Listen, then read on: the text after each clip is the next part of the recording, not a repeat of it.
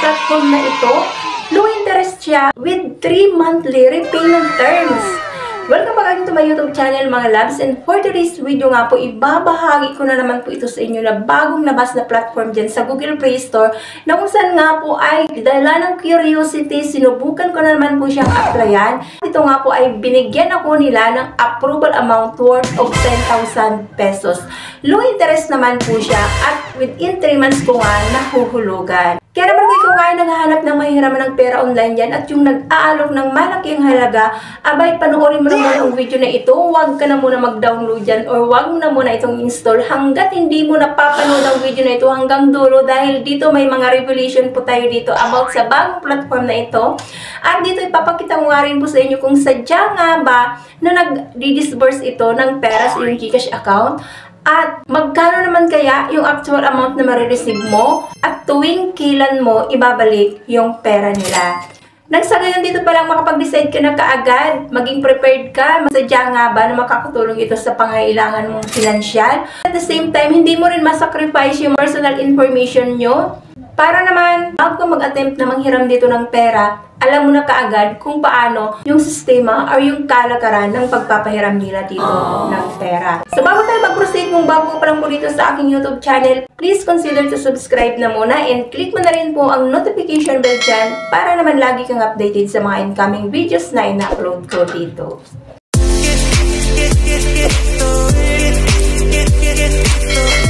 Disclaimer na muna din po ito pinopromote at hindi rin po ako ahente ng platform na ibabahagi ko sa inyo ngayon. So ano man pong maging desisyon nyo, nasa inyo na po yan. Kung still at the end of this video ay susubukan nyo pa rin applyan or hindi.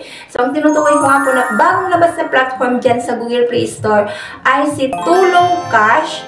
Under po siya ni Yield Financial Corporation. And as of now nga po, so no ratings yet pa lang po siya nung mabuksan ko nga po ang platform na ito. And ito nga daw po ay nagpapahiram ng pera starting from 1,000 up to 20,000 pesos, long term 91 days up to 180 days. So interest rate, maximum annual percentage rate of 34.40% and transaction fee nga daw po ay 0. Service fee starting from 10 pesos up to 400 pesos. So medyo mababa nga naman. So titingnan natin kung totoo nga ba naman ito na introduction nila. I-install ko na nga po ito sa cellphone ko and may sila ng permission to access your phone kaagad.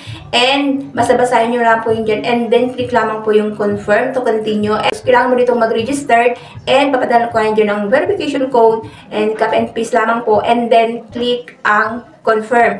Hingian ka na kaagad ng personal information. So, next nga ay work information. So, profession mo, how long have you been working here, and monthly salary or income. And next nga ay emergency contact. So, dito nga po tatlo lamang po na contact person ang hinihingi dito ni Tulong Cash. Fourth nga po ay tatanungin ka ng iyong credit standing. So, is it overdue in the past month? Maximum overdue days in the past month, total borrowing in the past month, and the number of loans in the past month. So, fifth nga ay ID information. So, ay UMID ID, National ID, SSS ID, TIN number, passport, driving license, postal ID, voter's ID, and health card. Sixth nga ay bank information. So, pwede nga pang e-wallet dito. GCash Pay, Maya, GrabPay, OmniPay, and Coins PH. And then, bank account. Any bank account naman po yan. Kung meron kayo, lagay nyo na lang po ang account name and then account number ng bank po ninyo. Umungad na. So, Tulong Cash, low interest rates with long term. So, quota range starting from 600 up to 40,000 pesos and reference interest rate nga daw po ay 0.80% and long term nga ay 180 up to 360 days. So, click lang natin itong apply. Bumungad na nga po kaagad. So, loan amount ay 10,000 nga daw po and long term ay 90 days. So, amount received ay 9,992. Interest nga daw po ay 240. Mababa nga naman. And service fee ay 8 pesos lamang. And then, date of application. So, ngayon, December 10, 2024. And due date, March 10, 2025. So, umabot nga ng 90 days. And ito nga po mga labs ko, yung 3 repayment terms na in-offer nila. So, unang repayment ko nga daw po dito is on January 9, 2025, which is na 3,573.33.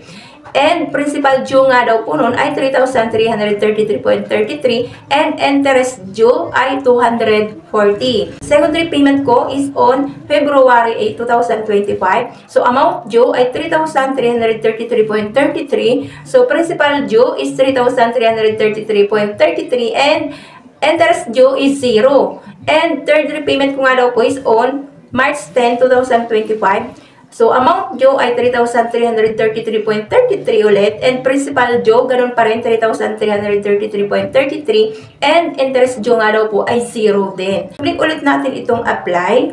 Lumabas na nga po. So, your application is being submitted. Please be patient. Mabilis lang din naman sila mag-evaluate ng application. So, nakalagay niya ay successful kaagad. In the loan processing, the final approved amount depends on your credit assessment. So, maintaining a good credit record can increase the approved loan amount. So, click lang natin itong confirm. So, habang naghihintay nga po ng evaluation ng application ko dito, binalikan ko nga po yung iba pong loan application na na-review ko dahil may similarity ito si Tulong Cash. Yung background ng logo niya, doon nga po kay MF Cash at kay Griffin Peso. Nung pinag-compare ko yung tatlo na application na ito, na si MF Cash, si Griffin Peso, at si Tulong Cash, nakita ko nga po na nagtaka lang ako dahil same format po sila ng application po nila. Starting po doon sa background ng logo nila, filling of information. So, mostly po yung mga questions doon, halos kaparehas din po ng mga information meron si Griffin Peso at si MF Cash. And then yung format din po ng kanilang application, same din po, halos magkaparehas lamang din po ng questions and format ng kanila pong pag-filling up ng information. Same as po nung nandun na po sa loan approval, so same din po. Sa loan details, halos iisa lang din po yung offer nila. Nagkakalapit lang din talaga. At kaya nga po doon ko rin po napagtanto na feeling ko talaga ito si Tulong Cash, ito si Griffin Peso, at ito si MF Cash ay isa lang din po yung pinapatakbo nila na kumpanya. So, although ito nga po si MF Cash ay nagpapakilala under ni Microdot Lending Corporation, at ito naman po si Griffin Peso ay under naman po siya ni Copperstone Lending Corporation.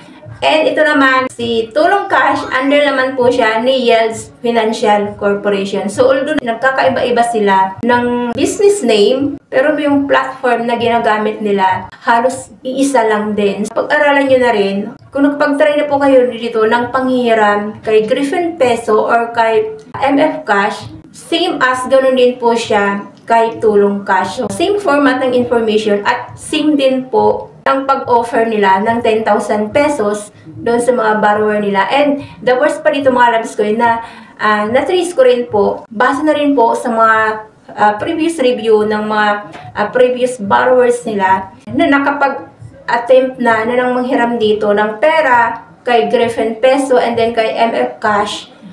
So, hindi naman po pala totoo na 10,000 nga yung dinidisburse sa kanila na pera. So, bottom line, parang propaganda na lang po nila or front lang po nila yung 10,000 pesos na alok para po maingganyo yung mga borrower nila na utangan sila.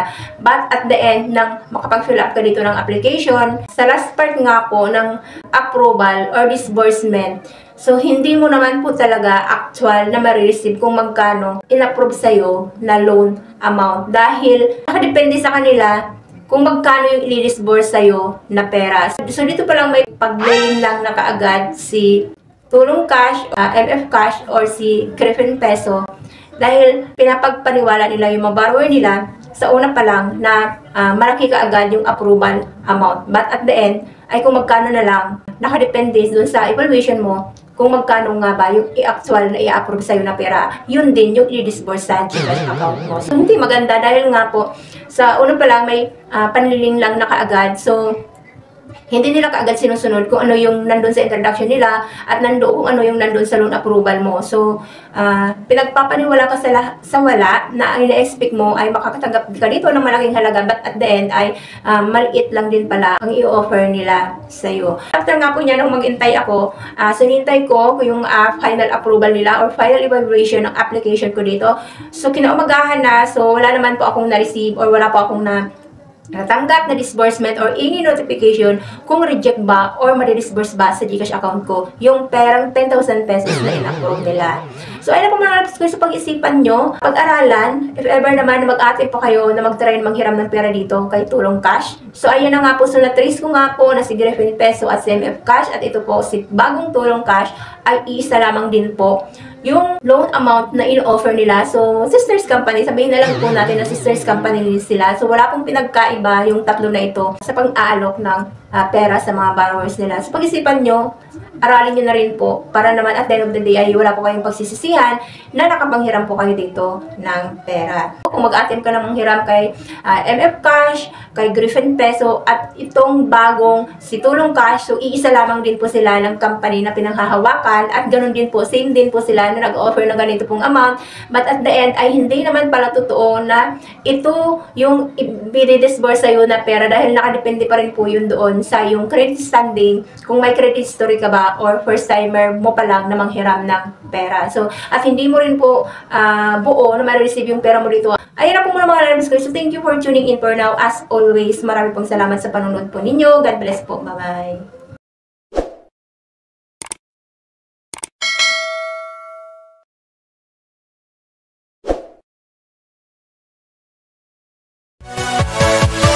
Yeah.